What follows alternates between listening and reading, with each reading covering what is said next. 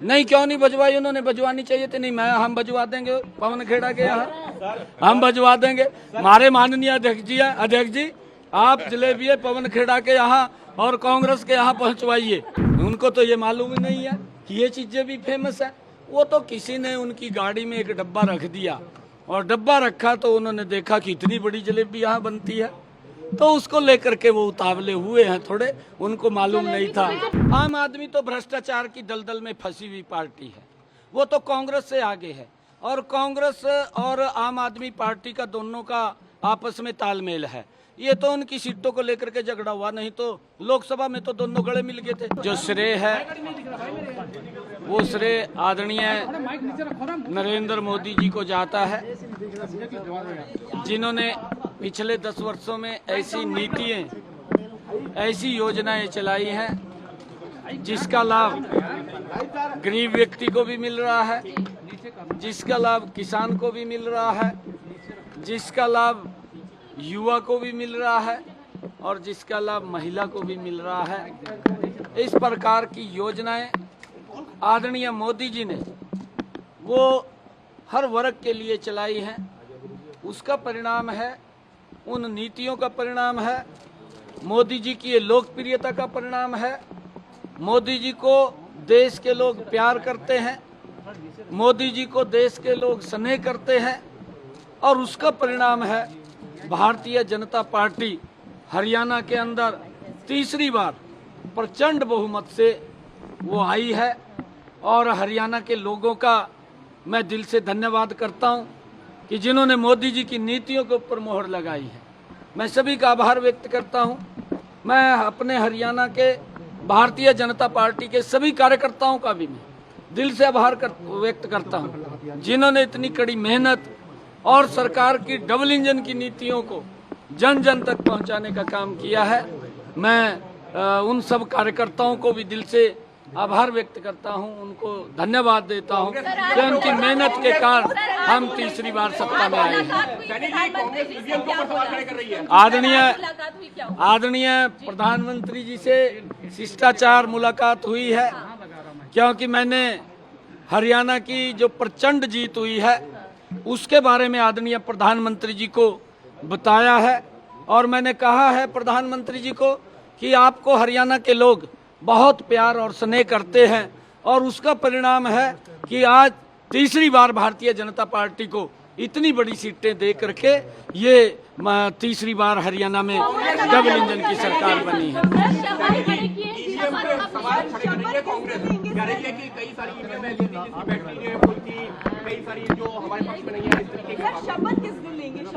देखिए, जो ईवीएम के ऊपर सवाल उठाने वाले लोग हैं, मैंने 4 रोज पहले कहा था, जो यहाँ पर सर्वे की रिपोर्ट आ रही थी, उस सर्वे की रिपोर्ट के अंदर एक तरफा कांग्रेस के पक्ष में माहौल था। कांग्रेस इस प्रकार का वातावरण बना रही थी, झूठ का बवंडर खड़ा कर रही थी कि हम सत्ता के अंदर आ गए हैं। और मैंने बार बार इस बात को कहा, मेरी कोई भी बाइट आपने देखी होगी, सुनी होगी, मैंने ये बात कही है कि हमने इतना काम किया है पिछले 10 वर्षों में आदरणीय मोदी जी के नेतृत्व में, और मुझे पूर्ण विश्वास है कि हरियाणा के अंदर तीसरी बार बहुत बड़े मैंडेट के साथ एक तरफा जीत भारतीय जनता पार्टी की होगी और वो साबित हरियाणा के लोगों ने कर दिया है। वो जो सर्वे की रिपोर्ट थी, उस रिपोर्ट को आप लोगों के सामने है। मेरे को ये भी पूछा गया था, जब पत्रकारों ने ये पूछा था कि सर्वे ये दिखा रहे हैं, मखा सर्वे की अपनी रिपोर्ट होती है, उनका अपना आंकलन होता है, मैं उसके ऊपर कुछ नहीं बोलना चाहता, परंतु मेरा भी आंकलन है, क्योंकि मेरा आंकलन ये है कि मोदी जी ने जो काम किए हैं, मुझे पता, उन्होंने गरीब के लिए 5 लाख रुपए का आयुष्मान कार्ड दिया है। आज गरीब व्यक्ति को इस बात की चिंता नहीं है कि उसके इलाज के लिए पैसा कहां से आएगा। ये सम्मान अगर कोई दे रहा है तो नरेंद्र मोदी की ही योजना है, जो गरीब व्यक्ति को संबल बढ़ाने का काम मोदी जी कर रहे हैं। और मैंने इसी आधार के ऊपर कहा था कि भारतीय जनता पार्टी बहुत बड़े मैंडेट के साथ एक तरफा जीत लेकर के आ रही है। इसका श्रेय पूरा का पूरा अगर जाता है वो मोदी जी को जाता है और कार्यकर्ताओं को जाता है। देखिए इसके बारे में मुझे नहीं मालूम है, मेरे को नहीं देखिए मेरी जो ड्यूटी थी मैंने वो पूरी की है। ये हमारा पार्लियामेंट्री बोर्ड तय करेगा। अभी हमारे ऑब्जर्वर भी आएंगे, वो ऑब्जर्वर और मुझे नहीं मालूम है, वो केंद्र तय करेगा, हमारा पार्लियामेंट्री बोर्ड तय करेगा। विधायक दल अपना नेता चुनेगा, किसको चुनेगा किसको नहीं चुनेगा। जिसको भी चुनेगा हमारी पूरा का पूरा विधायक दल, हमारे यहाँ कोई किंतु परंतु तो है नहीं।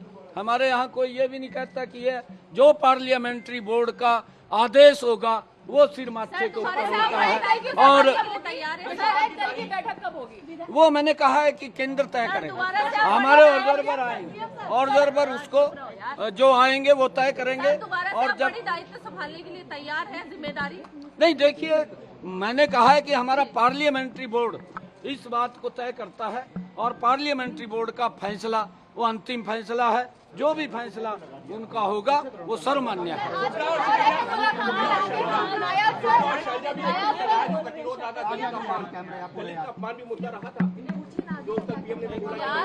नहीं देखिए, कांग्रेस के डीएनए के अंदर है ये।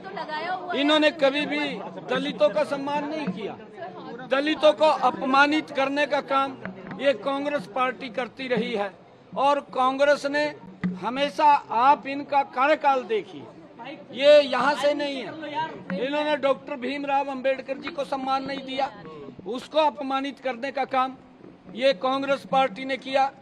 जिस पवित्र संविधान की रचना डॉक्टर भीमराव अंबेडकर जी जो उसके मुखिया थे उन्होंने उसका निर्माण किया, उस पवित्र संविधान को भी अपमानित करने का काम ये कांग्रेस पार्टी कर रही है।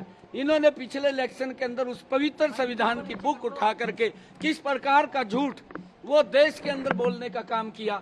मैं बार बार ये बात कह रहा था, इनका झूठ 3 जगह चला है। एक हिमाचल में चला है, एक कर्नाटक में चला है, एक तेलंगाना में चला है। और अब इनका झूठ बिकने वाला नहीं है। अब इनका झूठ राजस्थान ने ठुकरा दिया है, मध्य प्रदेश ने इनके झूठ को ठुकराया है और छत्तीसगढ़ ने इनके झूठ को ठुकराया है। अब हरियाणा के लोगों ने इनको बाहर का रास्ता दिखा दिया है कि ये झूठ बोलते हैं, इनके पास झूठ से सिवाय कुछ नहीं है। इनकी मंशा को, इनकी सोच को आज समझ चुके हैं कि कांग्रेस विकास की बात नहीं करती, झूठ की बात करती है और उस झूठ को लेकर के उनको नकारती है। अनिल विज ने कहा है कि अगर हमें मौका मिलता है तो बिल्कुल सीएम की दावेदारी करेंगे नहीं, मौका मिलेगा तो चूकेंगे नहीं। अनिल विज हमारे नेता हैं, हमारे नेता हैं। वो अगर उन्होंने कुछ कहा है तो वो हमारे नेता बोल सकते हैं, कह सकते हैं। मुलाकात होनी है प्रधानमंत्री से आपकी? मैं आपको बताऊंगा। मेरी सभी उच्च लीडरशिप का मैं धन्यवाद करना चाहूंगा क्योंकि उन्होंने हमें संभाला है। उन्होंने आकर के हरियाणा के अंदर सभी हमारी बड़ी उच्च लीडरशिप ने, चाहे माननीय अमित शाह जी हैं, चाहे आदरणीय जगत प्रकाश नड्डा जी हैं, आदरणीय ठाकुर राजनाथ सिंह जी हैं, हमारे धर्मेंद्र प्रधान जी हैं, हमारे विप्लव कुमार देव जी हैं, हमारे सुरेंद्र नागर जी हैं और हमारे सतीश पूनिया जी हैं। हमारी जो केंद्रीय उच्च लीडरशिप है उन्होंने हमें संभाला है और हमारे इलेक्शन को गति देने का काम उन्होंने किया है। और जो मोदी जी की नीतियां हैं उनको एक मजबूती से नीचे तक पहुंचाने का काम किया है। हम सबको मिलकर के उनका धन्यवाद करेंगे।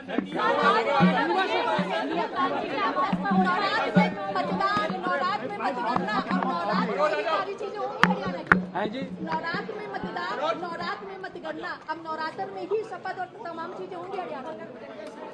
नहीं देखिए, ये विषय नहीं है, ये विषय नहीं है। मैंने कहा है कि हमारा पार्लियामेंट्री बोर्ड उसको तय करेगा। जब भी वो तय करेगा तो हमें जैसा आदेश करेगा। नहीं, हमारी जलेबी हरियाणा की बहुत ही फेमस है।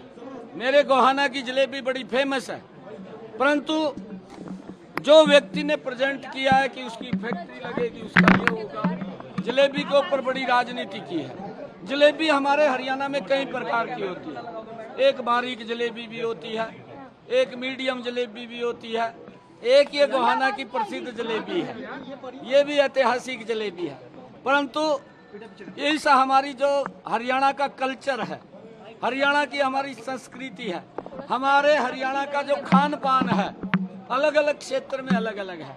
कहीं की बर्फी फेमस है, कहीं की अमृति फेमस है, कहीं का घेवर फेमस है, कहीं का हमारा जो घेवर के साथ साथ फिरनी है वो फेमस है। परंतु उनको तो ये मालूम ही नहीं है कि ये चीजें भी फेमस है। वो तो किसी ने उनकी गाड़ी में एक डब्बा रख दिया और डब्बा रखा तो उन्होंने देखा कि इतनी बड़ी जलेबी यहाँ बनती है, तो उसको लेकर के वो उतावले हुए हैं थोड़े, उनको मालूम नहीं था। जब कल शुरू हुई थी तो पवन खेड़ा ने कहा था कि प्रधानमंत्री नरेंद्र मोदी और गृह मंत्री अमित शाह के यहाँ जलेबियां भिजवाई जाएगी। नहीं, क्यों नहीं भिजवाई? उन्होंने भिजवानी चाहिए थी। नहीं, हम भिजवा देंगे पवन खेड़ा के यहाँ, हम भिजवा देंगे। हमारे माननीय अध्यक्ष जी आप जलेबियां पवन खेड़ा के यहाँ और कांग्रेस के यहाँ पहुँचवाइए, जलेबियां जानी चाहिए वहाँ पे। जेजेपी इतनी बुरी तरह क्यों पिट गई, क्या वजह रही? क्षेत्रीय पार्टियां चल नहीं पाई चुनाव में। है जी, क्षेत्रीय पार्टियां क्यों पिट गई चुनाव में? इनेलो, जेजेपी, आम आदमी पार्टी ये सब निपट गई चुनाव में। आम आदमी तो भ्रष्टाचार की दलदल में फंसी हुई पार्टी है, वो तो कांग्रेस से आगे है। और कांग्रेस और आम आदमी पार्टी का दोनों का आपस में तालमेल है। ये तो उनकी सीटों को लेकर के झगड़ा हुआ, नहीं तो लोकसभा में तो दोनों गले मिल गए थे, एक दूसरे को गाली भी देते थे, विधानसभा में भी मिलने वाले थे। और तो सीटों को लेकर के तालमेल नहीं बना, क्योंकि लोग समझ चुके हैं कांग्रेस भ्रष्ट है और आम आदमी उससे महाभ्रष्ट है। अगर कांग्रेस को महाभ्रष्ट कहें तो आम आदमी भ्रष्ट है, दोनों एक दूसरे के अनुरूप हैं। इनेलो, जेजेपी का खाता नहीं खुला। देखिए, उनको आप पूछ सकते हैं। हमने तो बार बार ये कहा है, INLD के नेताओं को भी कहा है कि भाई थोड़ा जोर मारिए, जोर मारना चाहिए। लंबे समय तक आप लोग सत्ता के अंदर रहे हैं,